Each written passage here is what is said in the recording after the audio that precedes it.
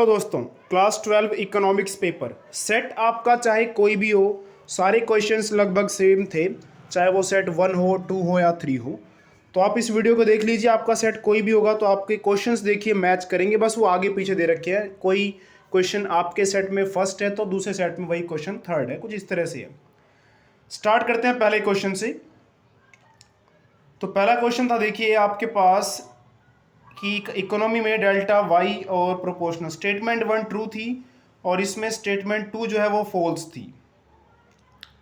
तो statement 1 is true क्योंकि proportional होता है डेल्टा वाई और डेल्टा सी, और साथ में एमपीसी और एमपीएस हमेशा एक दूसरे के बराबर रहते हैं, ऐसा नहीं होता, इसलिए फॉल्स।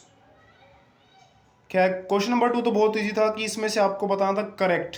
तो जीडीपी इज इक्वल टू, पहले वाला गलत था, इसमें एनडीपीएफसी नेट इनडायरेक्ट टैक्सेस से एमपी पे असर पड़ेगा। जीएनपी में, जीडीपी में अगर हम net factor income from abroad जोड़ते हैं तो वो डोमेस्टिक से नेशनल बन जाता है। ऑप्शन सी करेक्ट हो जाएगा इसका। फुल एम्प्लॉयमेंट सिचुएशन का मतलब एब्सेंस ऑफ इनवॉलंटरी अनएम्प्लॉयमेंट, और under full employment situation all the willing and able bodied get employed at the prevailing rate. तो देखिए इसका असर्शन ठीक है और रीज़न भी ठीक है, और इसमें रीज़न असर्शन का करेक्ट एक्सप्लेनेशन तो ऑप्शन ए बन जाएगा इसका आंसर। और फोर्थ क्वेश्चन में था कि इन्वेस्टर्स ने सेल कर दिया है 309 करोड़ रुपए का, जो है उन्होंने शेयर सेल कर दिए हैं। तो सेल करने से क्या होगा, देखिए जब वो खरीदते हैं तो हमारे देश में पैसा आता है, और जब वो बेचेंगे तो हमारे देश से पैसा जो है वो चला जाएगा, इसीलिए डेबिट साइड और कैपिटल। M1 में आपको ये बताना था कि कौन सा इनकरेक्ट है, तो it does not include stock of money held by the government, ये इनकरेक्ट है। और ये वो करेंसी होती है जो सेंट्रल बैंक ऑफ नेशन यानी कि आरबीआई के पास होती है, भी गलत है। तो इसका आंसर बी हो जाएगा, सेकंड और थर्ड। और इसमें था total consumption expenditure bye house holds under Keynesian economics is a combination of autonomous consumption और इंड्यूस्ड कंजम्पशन। ऑप्शन डी आपके एनसीईआरटी में डायरेक्टली लाइन लिखी हुई है। और ये जो था ये क्वेश्चन देखिए, फर्स्ट यहाँ पे आप आसानी से भर सकते थे। ये 5000, ये 4000, यहाँ पे फर्स्ट में 20% यानी कि 1000। तो 1000 वाले 3 ऑप्शन है। यहाँ पे देखिए 3200 आएगा, तो 1000 प्लस 3200 एक ही ऑप्शन है, देखिए ऑप्शन सी। तो ऑप्शन सी करेक्ट आ जाएगा। बाकी भी आप मैच कर सकते थे। रिजर्व रेशियो 20% थी, तो यहाँ से कितना लोन दिया जा सकता है, तो 1/20% आप निकाल लेते, ये आता 5। तो 5000 इंटू 5 25,000, तो लोन्स 25,000 के दिए जा सकते थे। तो यहाँ से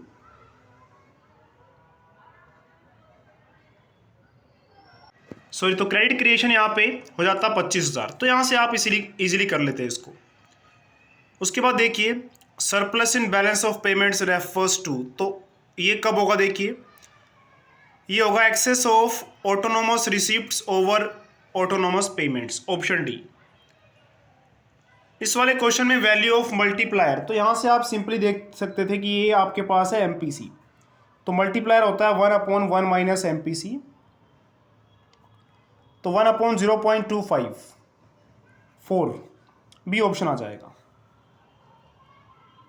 और इसमें आपको ट्रेड ऑफ बैलेंस निकालना था, तो फेवरेबल बैलेंस है, पॉजिटिव बैलेंस है, मतलब exports of merchandise minus imports करके 500 आ रहा है, तो exports minus imports is equal to 500 है।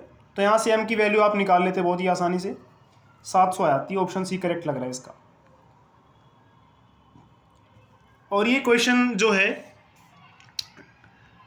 इसमें आपको net domestic product at factor cost निकालना। चलिए मैं इसको अलग से सॉल्व कर दूंगा, और उस वीडियो का लिंक आपको डिस्क्रिप्शन बॉक्स में मिल जाएगा, क्योंकि इस वीडियो में फिर ज़्यादा लेंथी हो जाएगी ना वीडियो। बाकी क्वेश्चंस की बात करें तो वो डायरेक्ट क्वेश्चंस थे, आप डायरेक्टली आप बुक में से इनके आंसर्स ले सकते थे। हाँ, ये क्वेश्चन नंबर 13 देखिए, टेबल वाला क्वेश्चन, इसको भी मैं अलग से सॉल्व कर दूंगा आपके लिए। ये चलिए इसे में सॉल्व कर लेते हैं, अभी हमारे पास थोड़ा टाइम तो है। Savings average propensity to consume, APC पहले में नहीं आएगा, चलिए तो MPC marginal propensity to save निकालना था आपको। सेविंग्स पहले माइनस इनकम देखिए, और ये सेविंग्स। अगली बार आप देख सकते हैं यहाँ पे एपीसी 0.85 है, तो एपीसी होता है हमारा C/Y इज इक्वल टू 0.85।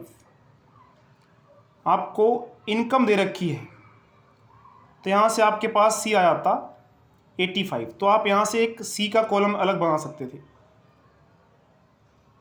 तो यहाँ पे सेविंग्स -30 मतलब कंजम्पशन 30 है। इस केस में एपीसी 1 था, तो एपीसी 1 है, यानी कि एपीसी होता है हमारा C/Y। तो एपीसी अगर 1 है तो C और Y बराबर है, इसका मतलब इस केस में कंजम्पशन भी कितना है। एपीसी आप यहाँ 1 पुट कर देते हैं, Y की वैल्यू 100, तो कंजम्पशन आ जाती है यहाँ पे 100। नेक्स्ट केस में इनकम ये 0.85 एपीसी की वैल्यू यहाँ पुट करते हैं हम, और Y की वैल्यू हमारे पास 200 थी, तो C निकल जाता देखिए यहाँ से। तो यहाँ से 0.85 इंटू 2 170 के आसपास आया था। नेक्स्ट केस में आया था हमारे पास एपीसी इंटू वाई करके C आया था, यानी कि 240। बस उसके बाद आप सेविंग्स निकाल सकते थे, Y में से C की वैल्यूज़ माइनस करते रहते। यहाँ 0 आया था, Y माइनस C यहाँ 30 आया था, और यहाँ 60 आया था।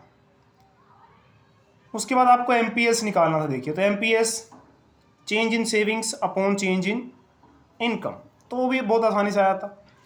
यहाँ पे 0 - 30, तो फर्स्ट वाले में 0 - 30 30 अपॉन 70, ये यहाँ का आंसर है। यहाँ का आंसर आया था 30 अपॉन 100, और ये आ जाता हमारे पास सेविंग्स, फिर से सेविंग्स 30 हुई है, चलिए 30 अपॉन 100। रुकिए, कहीं मैंने गलती तो नहीं की यहाँ पे। जी हाँ, सेविंग्स आप देख पा रहे हैं चेंज इन सेविंग्स 30-30 से हो रहा है। तो चेंज इन सेविंग्स अगर 30-30 से हो रहा है, तो यहाँ से आप MPS वैसे भी सेम आना चाहिए ना, MPS बार बार 30 अपॉन 100 ही आएगा, ठीक है। तो MPS की वैल्यू 30 अपॉन 100 यानी कि 0.3। बाकी क्वेश्चंस आपके डायरेक्ट थे तो वो आप कर सकते थे। चलिए बात करते हैं कुछ और MCQs की। सेक्शन B के MCQs, तो excessive regulation of permit licence raj से प्राइवेट फर्म्स जो हैं वो फेयरली कॉम्पिटिटिव नहीं बन पा रही थी। जी हाँ, ये तो ठीक है असर्शन। प्राइवेट सेक्टर ने बहुत सारा पैसा खर्च किया लाइसेंस लेने में, जबकि प्रोडक्ट क्वालिटी या इंटरनेशनल कॉम्पिटिटिवनेस वो नहीं बढ़ा पा रही थी। देखिए ऐसा है कि बैन किया गया था, तो बैन करने से ना तो बाहर का सामान इतना आ पा रहा था, जिस वजह से कॉम्पिटिटिवनेस नहीं हो पा रहा था। तो मुझे लगता है कि रीज़न यहाँ पे गलत है, क्योंकि जो प्रोडक्ट क्वालिटी या इंटरनेशनल कॉम्पिटिटिवनेस इसलिए नहीं बढ़ रहा था क्योंकि सरकार ने रिस्ट्रिक्शंस लगा रखी थी, ना कि प्राइवेट सेक्टर को बहुत फंड्स खर्च करने पड़ते थे। तो ऑप्शन C हो जाएगा अगर रीज़न गलत है तो। पाकिस्तान ने अपनी कैपिटल गुड्स वाली इंडस्ट्रीज को नेशनलाइज कर दिया, ऑप्शन C।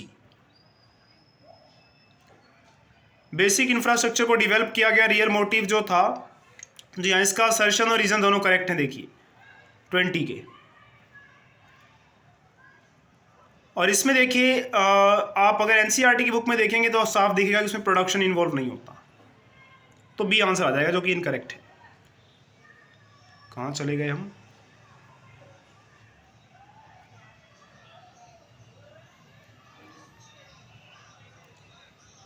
उसके बाद WTO इज एक्सपेक्टेड टू, जी हाँ, WTO का ये रूल ठीक है, मतलब इसकी डेफिनेशन कि उसका काम था कि यूनिलेटरली प्लेस्ड आर्बिट्रेरी रिस्ट्रिक्शंस को रिमूव करना, और ये इंपेरेटिव था कि large production ensure optimum utilization of world resources along with, जी हाँ, ये भी ठीक है। असर्शन रीजन दोनों करेक्ट है, पर रीजन असर्शन का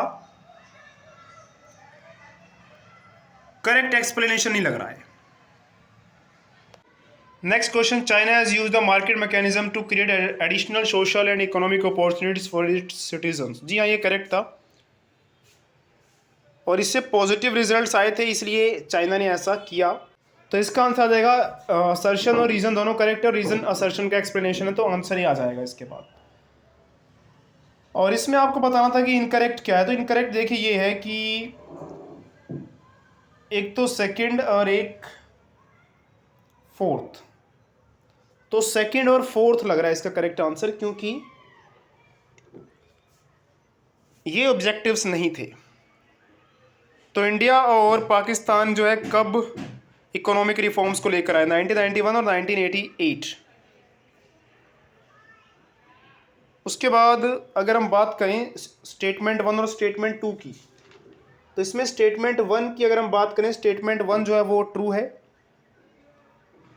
और massive problem in a highly populated country like India, देखिए डिस्गाइज्ड अनएम्प्लॉयमेंट प्रॉब्लम है पर पूरी कंट्री की नहीं, ऐसे कह सकते हैं कि जो रूरल सेक्टर है उसमें देखने को मिलती है। तो highly populated country like India में ज़रूरी नहीं कि डिस्गाइज्ड अनएम्प्लॉयमेंट रहे। तो मुझे लग रहा है कि इसमें स्टेटमेंट 2 फॉल्स है और स्टेटमेंट 1 ट्रू है। तो statement 1 true, statement 2 false, correct answer option A बनता है।